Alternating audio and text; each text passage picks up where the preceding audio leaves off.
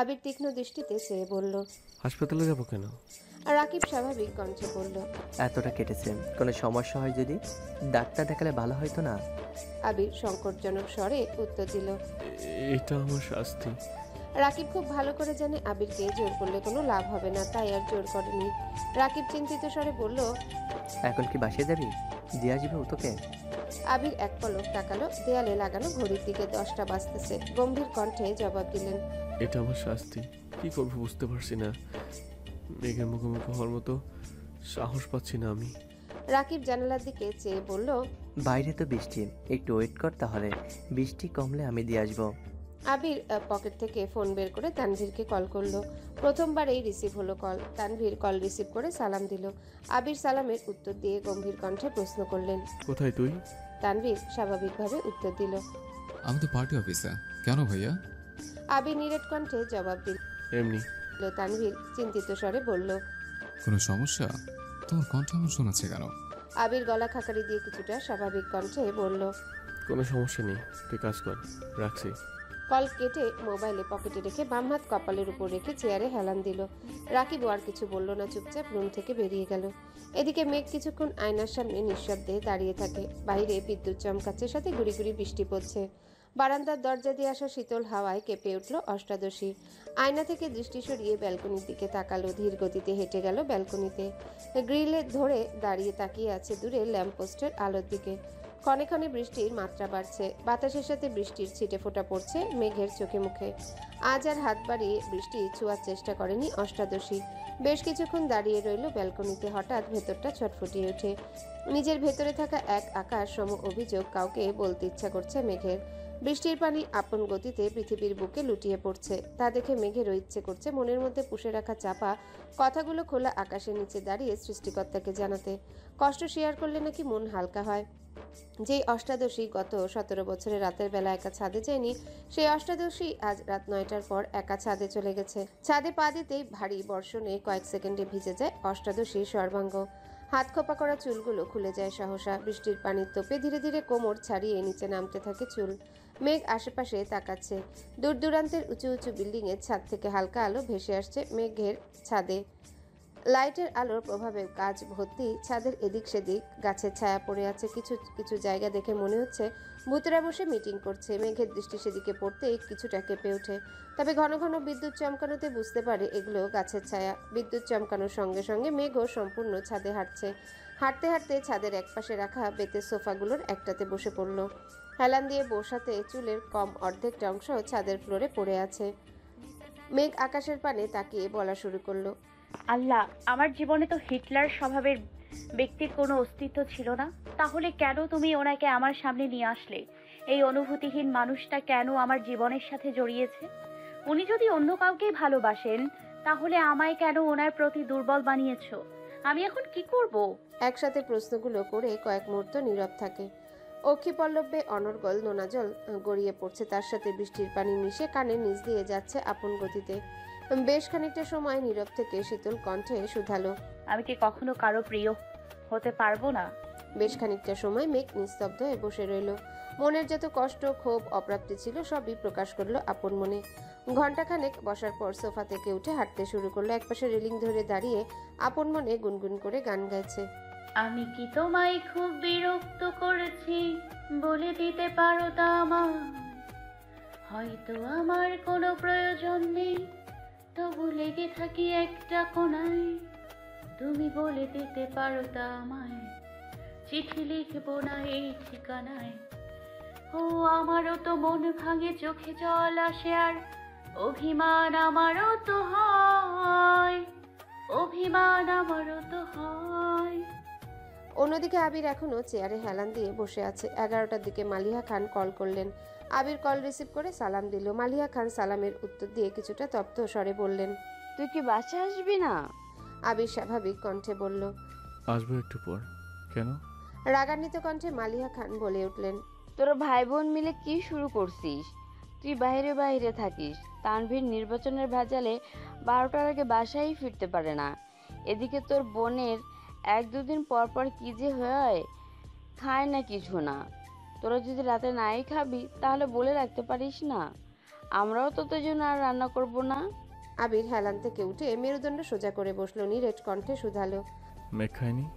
মালিহা খান সহসা উত্তর দিলেন। না। আবির গম্ভীর কণ্ঠে বলল। তুমি শুয়ে পড়ো, আমি আসছি।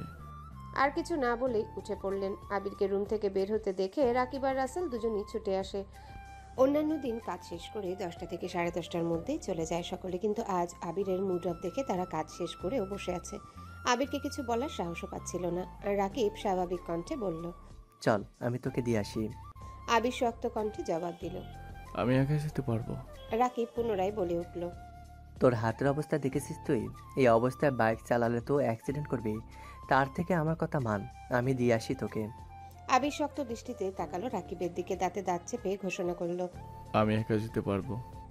রাসেল ঠান্ডা কণ্ঠে বলল। এত বৃষ্টিতে নিয়ে যেতে পারবি? আবির আর কিছুই বলল না, বড় বড় পা ফেলে অফিস থেকে বেরিয়ে গেল। টানা 2 ঘন্টার উপরে ভারী বর্ষণ হচ্ছে, যার ফলে ঢাকার রাস্তাঘাটে পানি জমে একাকার অবস্থা।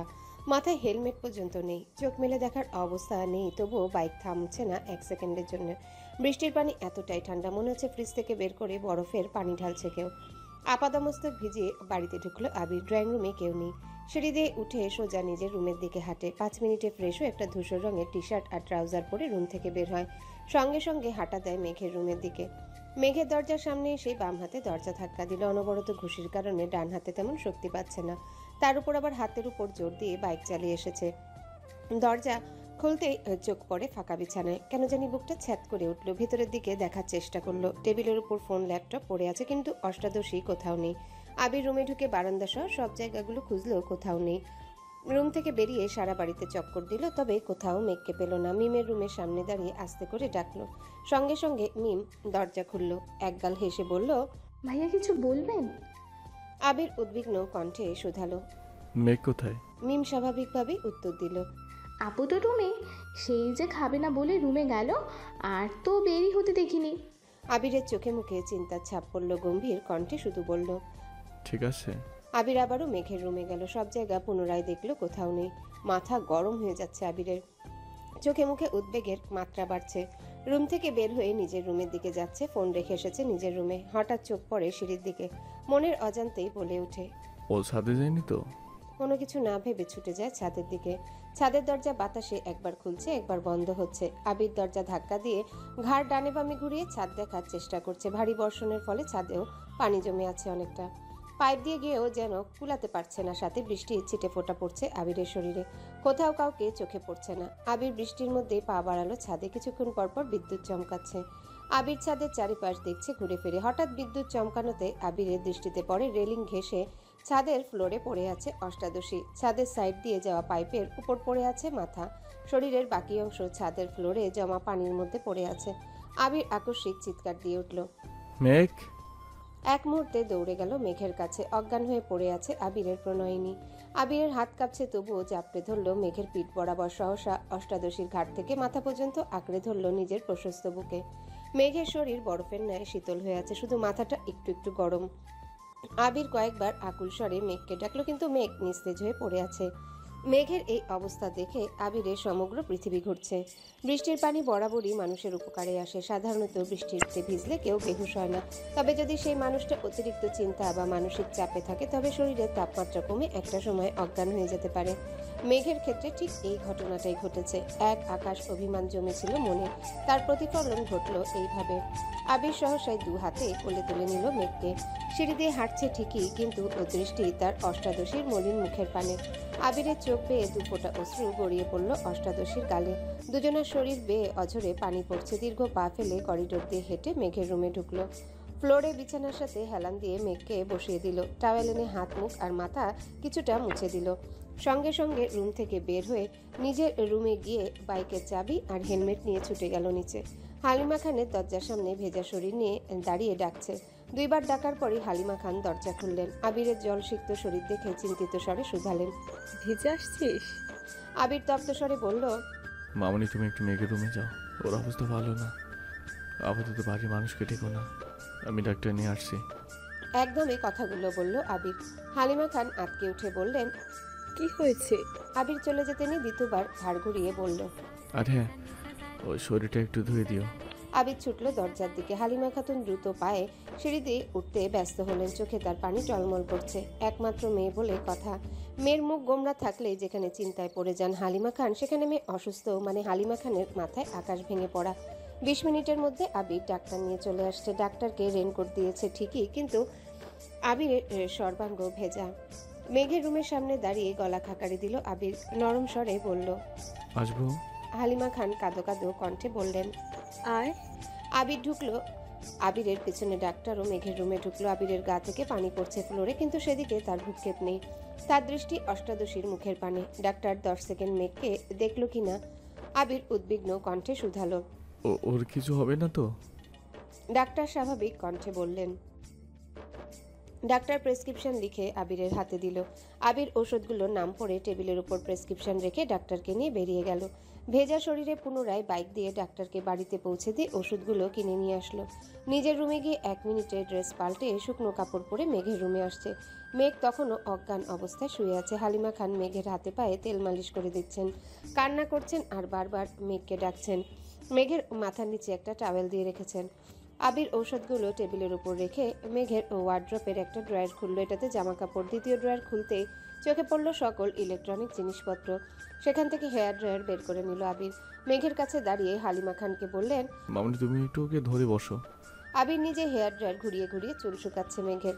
কোমর ছাড়ানো চুলগুলো ভাগ ভাগ করে শুকাতে কিছুটা সময় লাগলো। পুনরায় মেঘকে শুইয়ে হাতে পায়ে তেল মালিশ করতে লাগলো দুজনেই।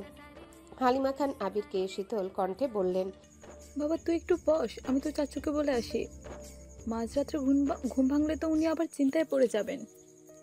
আবির গম্ভীর কণ্ঠে বললেন, মেঘের এই অবস্থার কথা বলো না, শুধু শুধু চিন্তা করে শরীর খারাপ হবে। হালিমা খান ঠিক আছে বলে চলে গেলেন। হালিমা খান রুম থেকে বেরিয়ে যেতে আবির মেঘের সন্নিকটে বসলো। মেঘের বাম হাত আবিরের বুকের সাথে মিশিয়ে ওষ্ঠ এগিয়ে নিল মেঘের কানের কাছে, গুনগুন করে বলল। তারপর অষ্টাদশীর কপালে আলতোভাবে একটা চুমু দিয়ে বিছানা থেকে উঠে পড়ল। চেয়ার টেনে বসলো বিছানার পাশে। তারপর হাতে তেল নিয়ে মালিশ করতে লাগলো মেঘের হাতে। কিছুক্ষণের মধ্যেই হালিমা খান ফিরে আসলেন। হালিমা খানও মেয়ের ডান হাতে দুপায়ে মালিশ করে দিচ্ছেন আর একটু পর পর মেঘকে ডাকছেন। বেশ খানিকক্ষণ পর মেঘের জ্ঞান ফিরেছে। সঙ্গে সঙ্গে আবির মেঘের হাত ছেড়ে দিয়েছে। হালিমা খান কান্না করতে করতে মেঘকে ডাকছে, মেঘ, এই মেঘ, কি হয়েছে তোর? মেঘ কয়েকবার পিটপিট করে চাইলেও মায়ের দিকে বুঝে উঠতে পারছে না তার সাথে এতক্ষণ কি ঘটেছে। মায়ের প্রশ্নের উত্তর দেওয়ার মতো শক্তি তার নেই। চোখ ঘুরিয়ে নিজের অস্তিত্ব বোঝার চেষ্টা করছে।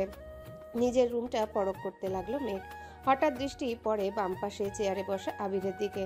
মায়াভরা দৃষ্টিতে তাকিয়ে আছে মেঘের পানে। মেঘও কয়েক মুহূর্ত তাকিয়ে রইল আবিরের দিকে। মনে পড়তে লাগলো সন্ধ্যার পর ঘটে যাওয়া ঘটনাগুলো। তৎক্ষণাৎ দৃষ্টি সরিয়ে নিল আবিরের দিক থেকে। পুনরায় চোখ বন্ধ করে ফেলল মেঘ। হালিমা খান মেঘের কপালে হাত রেখে আটকে উঠলেন, সঙ্গে একবার গলাতেও হাত রাখলেন।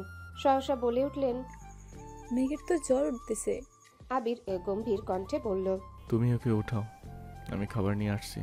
ওষুধ খাইয়ে দিলে যদি একটু কমে। হালিমা খান চিন্তিত স্বরে বললেন। তানভীর কোথায় আছে? আবির শক্ত কণ্ঠে জবাব দিল, ওকে জানিয়েছে আসছে। মেঘ নিস্তেজ অবস্থায় শুয়ে আছে। চোখ খুলে আবিরকে দেখার শক্তিটুকু যেন পাচ্ছে না। কথা বলা তো বহু দূরের বিষয়। আবির নিচে গিয়ে একটা প্লেটে অল্প ভাত আর একটু তরকারি নিয়ে আসলো। হালিমা খান মেঘকে কোনো রকমে উঠিয়ে খাটের সাথে হেলান দিয়ে বসিয়ে নিজে ধরে রেখেছেন। আবির ভাত মাখিয়ে মুখে সামনে ধরে ছোট করে বলল, হা কর। পুরুষালী কণ্ঠে কিছুটা কেঁপে ওঠে মেঘ। তৎক্ষণাৎ ছোট করে হাঁ করলো। আবির অষ্টাদশীকে নিজের হাতে খাইয়ে দিচ্ছে, কিন্তু অষ্টাদশীর মনের ভেতর আনন্দ নেই, নেই কোনো উত্তেজনা। যেই আবির তার মনের ভেতর সারাক্ষণ এক্কা দোক্কা খেলতো, সেই আবিরকে চোখ মেলে দেখার সাধ্যি তার হচ্ছে না। কয়েক লোকমা ভাত কোনো রকমে গিলল। পরের বার দিতে গেলে আস্তে করে বামে ডানে ঘাড় ঘুরালো। আবিরও বুঝতে পারলো মেঘের অভিব্যক্তি, জোর করলো না। হাত ধুয়ে নিজের হাতে মেঘের মুখ মুছে দিল। তারপর ওষুধ খাইয়ে একবার মেঘের কপালে হাত রাখলো। জ্বরের মাত্রা বাড়ছে। আবির শীতল কণ্ঠে বলল, মামনি তুমি থাকো ওর কাছে, কোনো সমস্যা হলে আমায় ডেকো, আমি সজাগ আছি। আবির প্লেট হাতে নিয়ে চুপচাপ বেরিয়ে গেল রুম থেকে। 10-15 মিনিট পরে তানভীর দৌড়ে বাড়িতে ঢুকে। এমপির গাড়ি করে ড্রাইভার এসে দিয়ে গেছে তানভীরকে। মেঘের রুমে গিয়ে কোমল কণ্ঠে মাকে শুধালো। কি হয়েছে মেঘের? মেঘের পাশে বসে কপালে হাত রাখলো। থার্মোমিটার এনে জ্বর মাপলো। 100 ডিগ্রি সেলসিয়াস তাপমাত্রা। মেঘ জ্বরে কাঁপছে। তানভীর ছুটে গিয়ে নিজের রুমের ক্যাবিনেট থেকে আরেকটা কম্বল এনে বোনের গায়ে ছড়িয়ে দিল। তারপর একটা ছোট রুমাল ভিজিয়ে কিছুক্ষণ জলপট্টি দিল। হালিমা খান এখনো ফুপিয়ে কাঁদছেন। তানভীর মায়ের দিকে চেয়ে মোলায়েম কণ্ঠে বলল। ডাক্তার কি বলছে? হালিমা খান কান্নারত কণ্ঠে বললেন, বলছেন সিরিয়াস কোনো সমস্যা না, রেস্ট নিতে আর চিন্তা কম করতে ওষুধ দিয়ে গেছে। ওষুধ খাওয়ানো হয়েছে? হালিমা খান কোমল কণ্ঠে বললেন। হ্যাঁ, আবির খাইয়ে দিয়ে গেছে। তানভীর নমনীয় কণ্ঠে মাকে প্রশ্ন করল, ভাইয়া কোথায়? কিছুক্ষণ হলো গেল এখান থেকে। তানভীর আর কিছু বলল না। চুপচাপ কিছুক্ষণ জলপট্টি দিল বোনের কপালে। তবে জ্বর কমার কোনো নামগন্ধ নেই। এদিকে আবির রুমে এসে ব্যালকনিতে পায়চারি করতে লাগলো। বাহিরে এখনো বৃষ্টি হচ্ছে। মাঝে মাঝে কিছুক্ষণ বিরতি নেয় আর ভারী বর্ষণ শুরু হয়। তাপমাত্রা কম থাকার পরও আবিরের শরীর ঘামছে, স্থির হতে পারছে না কোনোভাবে। তামাটের চেহারা কুচকুচে কালো বর্ণের হয়ে আছে। দুপুরে খাবার খেয়েছিল, তারপর সন্ধ্যায় শুধু 1 কাপ কফি খেয়েছে। মধ্যরাত হয়ে গেছে, খায়নি এখনো, তাই মুখটা মলিন হয়ে আছে। হাতের অবস্থাও করুন। বাসায় ফেরার পথে ব্যান্ডেজ খুলে ফেলেছিল। বৃষ্টির পানিতে কাটা অংশগুলো ফ্যাকাশে হয়ে গেছে। কিছুক্ষণ পর আবির বড় বড় পা ফেলে ছাদে চলে গেল। সম্পূর্ণ শরীর ভিজতে বেশি সময় লাগলো না। ছাদের কর্নার থেকে সিঙ্গেল সোফা টেনে মাঝ বরাবর রেখে সেখানে বসে পড়ল।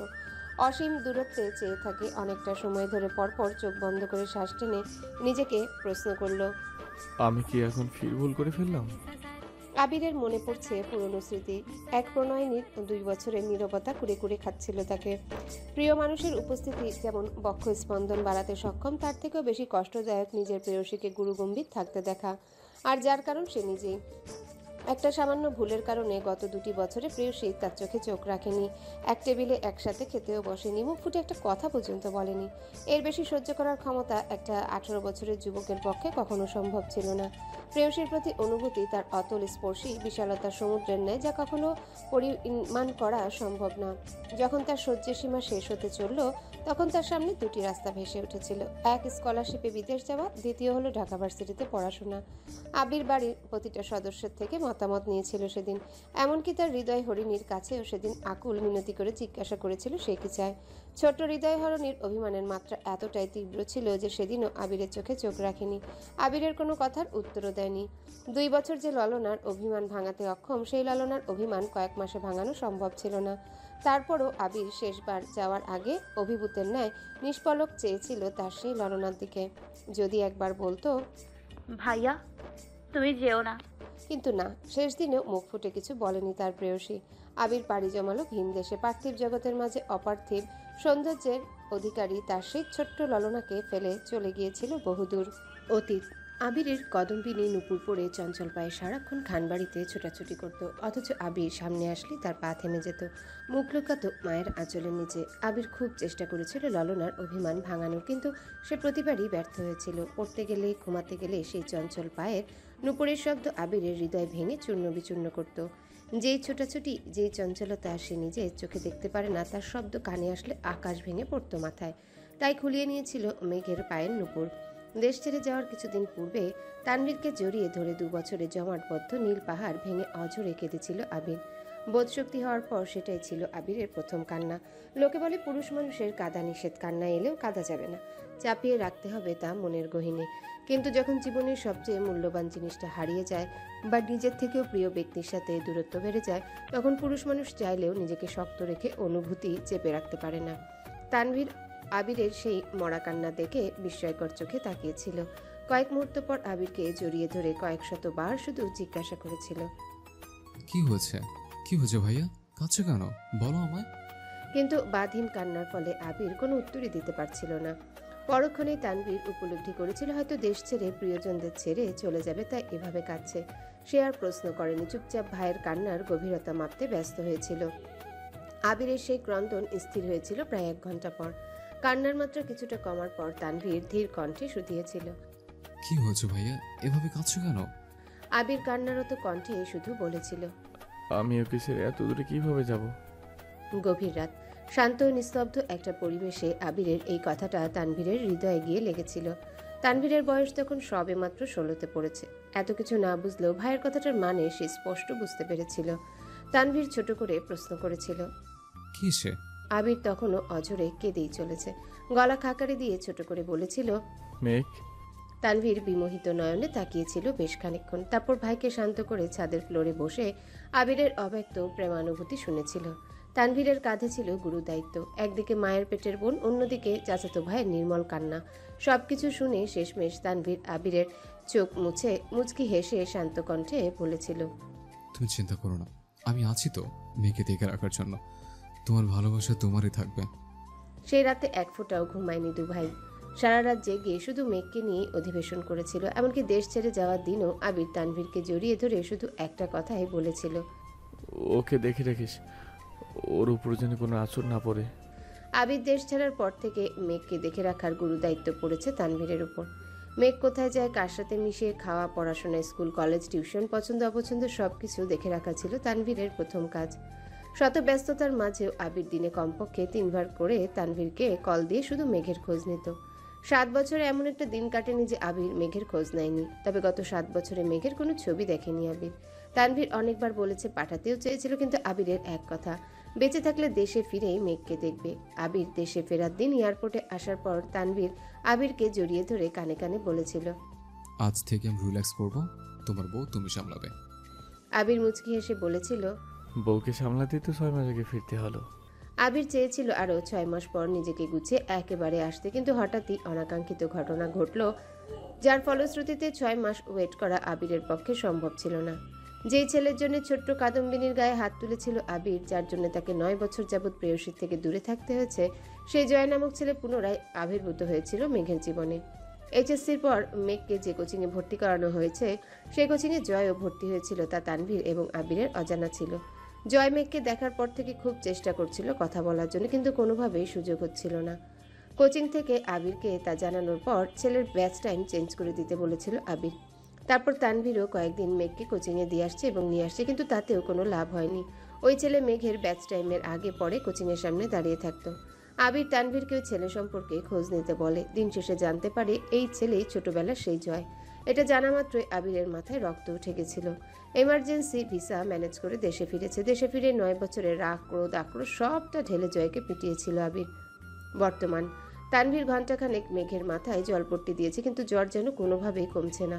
হালিমা খান ঘুমিয়ে পড়েছিলেন। হঠাৎ সজাগ হয়ে তানভীরকে জলপট্টি দিতে দেখে উদ্বিগ্ন কণ্ঠে জিজ্ঞাসা করলেন, কিরে তুই এখনো এখানে? সেই কখন এসেছিস, খাবি না? তানভীর ছোট করে বলল, খিদে নেই। হালিমা খান পুনরায় বললেন, আবিরও মনে হয় খায়নি, 2 ভাই মিলে খেতে যা। তৎক্ষণাৎ আবিরের কথা মনে পড়ল। তানভীরের বিড়বিড় করে বলল, এই রে, ভাইয়া কোথায় আছে? সঙ্গে সঙ্গে বসা থেকে উঠে দাঁড়ালো। স্বাভাবিক কণ্ঠে মাকে বলল, আম্মু, একটু পরপর বোনের জ্বরটা চেক করো, সমস্যা মনে হলে আমায় ডেকো। কোনো রকমে এই কথাগুলো বলেই স্পিডে বের হলো মেঘের রুম থেকে। এক ছুটে চলে গেল আবিরের রুমে, কিন্তু আবির রুমের কোথাও নেই, ব্যালকনিতেও নেই। তানভীর রুম থেকে বের হয়ে করিডোর থেকে নিচে দেখলো, নিচেও আবির নেই। তানভীর দৌড় দিল ছাদের দিকে। ছাদের দরজা থেকে চোখ পড়ল আবির সিঙ্গেল সোফাতে বসে আকাশের পানে মুখ করে বসে আছে। এক মুহূর্ত দেরি না করে তানভীর বৃষ্টির মধ্যেই আবিরের কাছে দৌড়ে গেল। ছোটাছুটির ফলে তানভীরের শ্বাস নিতে কষ্ট হচ্ছে। কয়েকবার ঘন ঘন শ্বাস ছেড়ে আবিরকে ডাকলো, ভাইয়া, বৃষ্টির মধ্যে বসে আছো কেন? রুমে চলো। আবির আকাশের দিকে দৃষ্টি রেখেই শক্ত কণ্ঠে উত্তর দিল, তুই রুমে যা।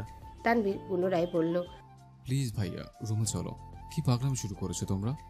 আবির ক্রন্দিত কণ্ঠে জবাব দিল, আমার জন্য মেঘের আছে এই অবস্থা, আমার মরে যাওয়াই উচিত। আবিরের অবিদিত কথায় তানভীরের প্রচন্ড রাগ হলো। রাগে ফুঁসতে ফুঁসতে বলল, তোমাদের মরতে হবে না, আমিই মরেছে, তাতেই তোমাদের শান্তি হবে। আবির ধমকের স্বরে বলল। তানভীর, তানভীর ধীর কণ্ঠে বলল, আমাকে ধমকাচ্ছ কেন? বড় নয় অবুঝ, পাগলামি করে ফেলেছে। তাই বলে তুমি কেন পাগলামি করছো ভাইয়া? তোমার কি এমন কাজ করা মানাচ্ছে? একটু থেমে রাশভারী কণ্ঠে পুনরায় বলল, রাকিব ভাইয়া তোমার অবস্থা দেখে ভয় পেয়ে আমায় কল দিয়েছিল। তুমি যদি স্ট্রং না থাকো তাহলে মেঘকে কে সামলাবে বলো? তুমি তো জানো ভাইয়া, আমার জীবনের মেঘ আর তুমি সবচেয়ে কাছের মানুষ। তোমার বা মেঘের কিছু হলে আমি বাঁচতে পারবো না। প্লিজ পাগলামি করো না, রুমে চলো। প্রথম কথাগুলো শক্ত কণ্ঠে বললেও শেষ কথাগুলো বলার সময় তানভীরের গলা ভিজে আসছিল। আবির যেন বিগ্রহের ন্যায় বসে আছে। তানভীর বেশ কিছুক্ষণ শান্ত কণ্ঠে আবিরকে বুঝিয়ে রুমে নিয়ে গেছে। আবিরকে শাওয়ার নিতে ঢুকিয়ে তানভীরও নিজের রুমে গিয়ে ফ্রেশ হয়ে এসেছে। আবিরের মুখোমুখি তানভীর বসেছে। ছাদে অন্ধকার থাকার কারণে আবিরের অভিব্যক্তি বোঝা যায়নি। আবিরের চোখ মুখ ফুলে আছে দেখে বোঝাই যাচ্ছে বেশ খানিকটা সময় কেঁদেছে। তার উপর বৃষ্টি, এখনো চোখ টকটকে লাল হয়ে আছে। তানভীর আবিরের হাতটা সামনে এনে এপাশ ওপাশ ঘুরিয়ে দেখলো হাতের অবস্থা খুব খারাপ। তানভীর ওষুধের বক্স থেকে একটা মলম বের করে অল্প অল্প করে লাগিয়ে দিচ্ছে। আবির দাঁতে দাঁত চেপে তা সহ্য করছে। গত 1 ঘন্টা যাবৎ আবিরকে বুঝিয়ে তানভীর রুমে এনেছে। এখন কোনোভাবেই রিয়্যাক্ট করা যাবে না। তানভীর যথেষ্ট শান্ত আর হাস্যোজ্জ্বল একটা ছেলে, তবে রাগ উঠলে কেমন যেন গম্ভীর হয়ে যায়। আবিরের হাতে মলম লাগিয়ে তানভীর আস্তে করে বলল। ব্যান্ডেজ করে দিব ভাইয়া? আবির স্বাভাবিক কণ্ঠে জবাব দিল। ব্যান্ডেজ লাগবে না, খোলা থাকলে তাড়াতাড়ি ঠিক হবে। তানভীর স্বাভাবিক কণ্ঠে বলল। ভাই খাবে না? আবির গম্ভীর কণ্ঠে উত্তর দিল। না। তানভীর কোমল স্বরে পড়ল। প্লিজ ভাইয়া, চলো না, খেতে চাই। আবির নিরেট কণ্ঠে জানালো। আমি খাবো না বললাম তো, তুই খেয়ে নি। তানভীর বুঝতে পারলো ভাইকে জোর করে কোনো লাভ হবে না, তাই চুপচাপ রুম থেকে বেরিয়ে চলে গেল। আবিরের বাকি রাত কাটলো ব্যালকনিতে দাঁড়িয়ে। ধীরে ধীরে ভারী বর্ষণ কমেছে, ঝিরিঝিরি বৃষ্টিও একসময় কমেছে। ফজরে নামাজ পড়ার জন্য আবির বাসা থেকে বেরিয়ে গেছে, ফিরেছে ঘন্টা 2 পর। প্রতিদিন সকালবেলা নিচে রান্না আর পেপার পড়ার ধুম লাগলেও আজ ড্রয়িং রুম সম্পূর্ণ ফাঁকা।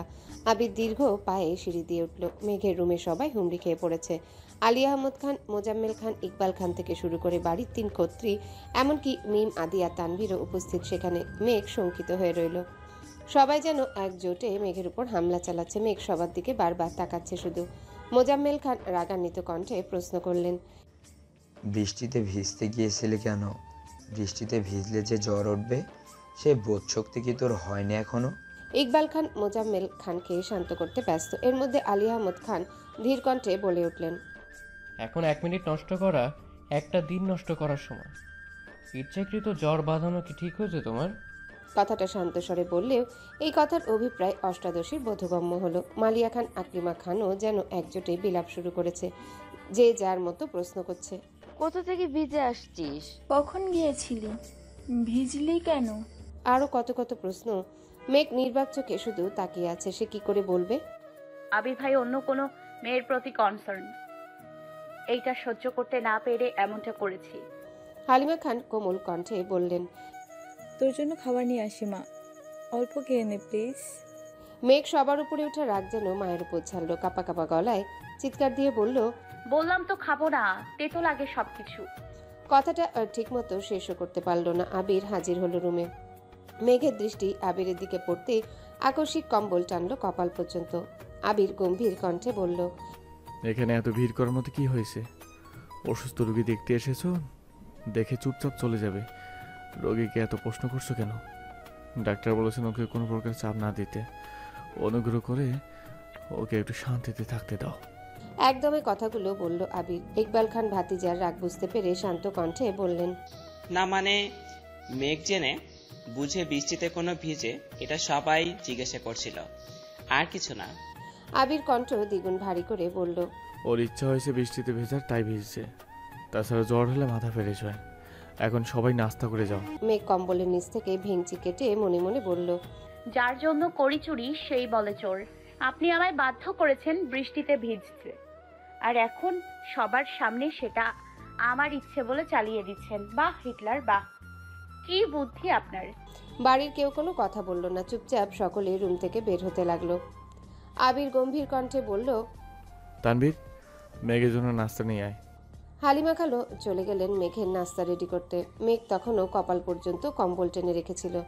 রুম নিস্তব্ধ হয়ে যাওয়ায় মেঘ ভেবেছে সবাই চলে গেছে, তাই এক আঙ্গুলে আস্তে করে কম্বলটা কপাল থেকে নামাতেই চোখ পড়ল আবিরের শানিত চোখের দিকে। মেঘ আর আবিরের চোখাচোখি হতেই আবির একটানা 2 বার ভ্রু নাচালো। আবিরের এমন কাণ্ডে মেঘ হেসে ফেলল। তৎক্ষণাৎ মনে পড়ে গেল তো আবিরের উপর রেগে আছে। আকস্মিক মুখ গোমরা করে ফেলল মেঘ। আবির চেয়ার টেনে মেঘের বিছানার পাশে বসে মৃদু কণ্ঠে শুধালো। এখন কেমন লাগছে? জ্বর কি কমেছে? মেঘও ওষ্ঠ উল্টালো, কিছুই বলল না। আবির সহসা মেঘের কপালে হাত রাখলো, সাথে একবার গলায় হাত রেখে সঙ্গে সঙ্গে কপাল কুঁচকে হাত সরিয়ে নিল। তটস্থ হয়ে বলল। এখনো তো অনেক জ্বর। বসা থেকে উঠে টেবিল থেকে থার্মোমিটার নিয়ে বিছানায় বসে মেঘের জিহবার নিচে ধরল। মেঘ হা করে তাকিয়ে আছে আবিরের দিকে। আবির কপাল কুঁচকে তাকিয়ে রইল মেঘের দিকে। দুজনাই নিস্তব্ধ, দুজোড়া চোখ গভীরভাবে অনুবন্ধী। মেঘের বুকের ভেতর তোলপাড় শুরু হচ্ছে। এর মধ্যে তানভীর গলা খাকারি দিয়ে রুমে ঢুকলো। তৎক্ষণাৎ দৃষ্টি সরিয়ে নিল আবির। তানভীরের কণ্ঠ শুনে মেঘও দৃষ্টি সরিয়ে ভাইয়ের দিকে চাইল। আবির থার্মোমিটার চেক করতে ব্যস্ত হলো। তানভীর ভাইয়ের দিকে প্লেট বাড়াতেই মেঘ চোখ গোল গোল করে তাকালো। মনে মনে বলল। এখনো কি আবির ভাই খাইয়ে দেবেন আমায়? আবির কোনো দিকে না তাকিয়ে ছোট করে বলল। তুই খাইয়ে দে। তানভীর বিস্ময় সমেত তাকালো আবিরের দিকে। আবির তানভীরকে চোখ দিয়ে ইশারা করতে তানভীর স্বাভাবিক ভঙ্গিতে বলল, ঠিক আছে, আমি খাইয়ে দিচ্ছি। আবির বিছানা থেকে উঠে চেয়ারে বসে আছে। তানভীর মেঘকে উঠিয়ে খাওয়ানো শুরু করলো। মেঘ জোর করে অল্প অল্প খাচ্ছে। তানভীর মেঘকে এটা সেটা বলে বুঝাচ্ছে আর খাওয়াচ্ছে। আবির যেন নীরব দর্শক, একবার ফোনের দিকে দেখছে, একবার মেঘের খাওয়া দেখছে। কোনো মতে অল্প খেয়ে মেঘ শীতল কণ্ঠে বলল, হ্যালো বন্ধুরা, পরবর্তী পার্ট খুব তাড়াতাড়ি আসবে, তো সবাই অপেক্ষায় থাকো। আর চ্যানেলটি যারা এখনো সাবস্ক্রাইব করোনি তারা পরবর্তী পার্ট দেখার জন্য চ্যানেলটি সাবস্ক্রাইব করে রেখো। ধন্যবাদ সবাইকে, আমাদের সাথেই থেকো।